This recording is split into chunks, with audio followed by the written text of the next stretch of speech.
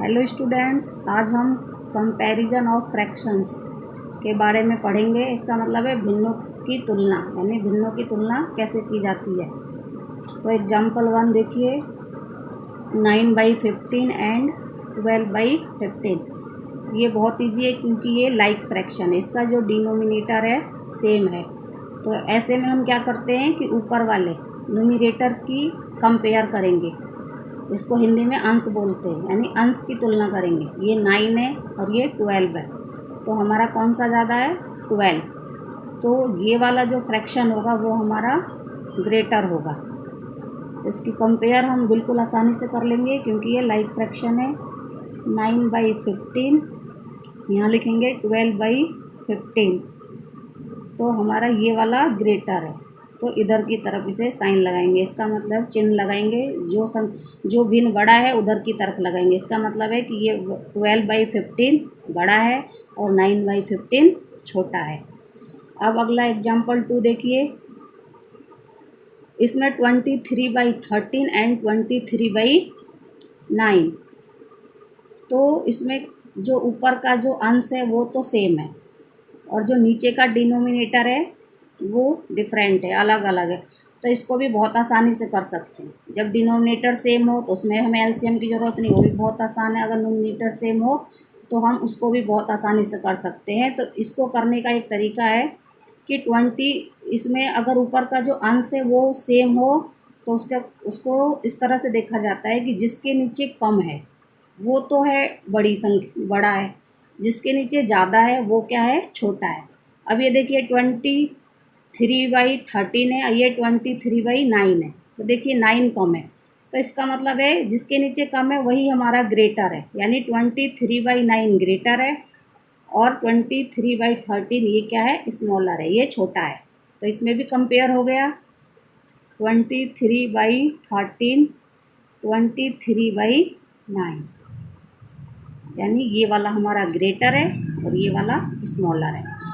अब एग्जाम्पल 3 है, इसको देखिए, 3/4 एंड 5/12। तो इसको करने का तरीका अलग हुआ क्योंकि ना ही इसमें डिनोमिनेटर सेम है ना ही इसमें न्यूमरेटर सेम है। तो इसके भी करने के दो तरीके, एक तो हम एलसीएम निकाल के कर सकते हैं, एक हम क्रॉस मल्टीप्लाई से भी कर सकते हैं। तो पहले एलसीएम से देखिए, एलसीएम डिनोमिनेटर का निकालेंगे।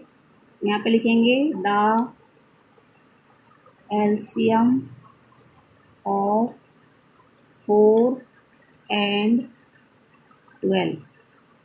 तो 4 और 12 का एलसीएम निकालेंगे। पहले 2 से जाएगा, 2 2 जा 4, 2 6 जा 12, फिर 2 से, 2 1 जा 2 और 2 3 जा 6। अब एलसीएम 2 × 2 × 3, यानी 2 2 जा 4, 4 3 जा 12। तो एलसीएम हमारा आया 12। अब इस फ्रैक्शन को लिखेंगे 3/4। अब 3/4, अब देखिए डिनोमिनेटर से एलसीएम को डिवाइड देंगे, यानी 4 से 12 को डिवाइड देंगे तो क्या आएगा? 3 आएगा। तो 3 से मल्टीप्लाई कर देंगे, ऊपर भी और नीचे भी। तो 3 3 जा 9/12। फिर ये वाला फ्रैक्शन लिखेंगे, फिर 5/12। तो 5/12, अब 12 से एलसीएम भी 12 है, डिवाइड देंगे तो 1 ही आएगा। 1 से मल्टीप्लाई कर देंगे ऊपर नीचे दोनों में, यानी 5/12।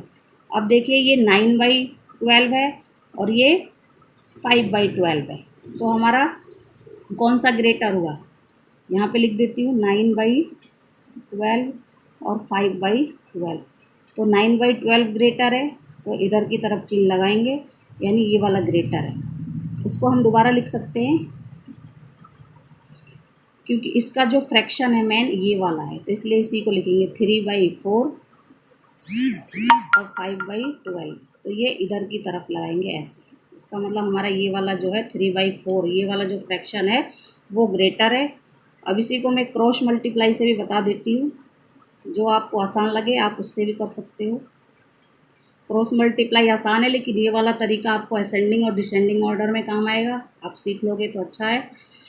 और ये कंपेयर करना होगा दो भिन्नों की, तो उसके लिए आसान तरीका कंपेयर करने का है, ऐसे क्रॉस मल्टीप्लाई से करते हैं। तो इधर अगर 12 को 3 से मल्टीप्लाई करेंगे तो इधर आएगा 36, इधर करेंगे तो आएगा 20। तो अब देखिए 36 आया, यानी ये वाला ग्रेटर, इधर 20 आया यानी कि ये वाला कम है। तो 3/4 5/12 यानी 3/4 ग्रेटर है। तो ये मैंने दोनों मेथड से बताया, एलसीएम से कैसे निकाला जाता है, क्रॉस मल्टीप्लाई से कैसे भिन्नों की तुलना की जाती है, दोनों ही आपको समझा दिया। आई होप आपको ये अच्छे से समझ में आ गया होगा। Thank you.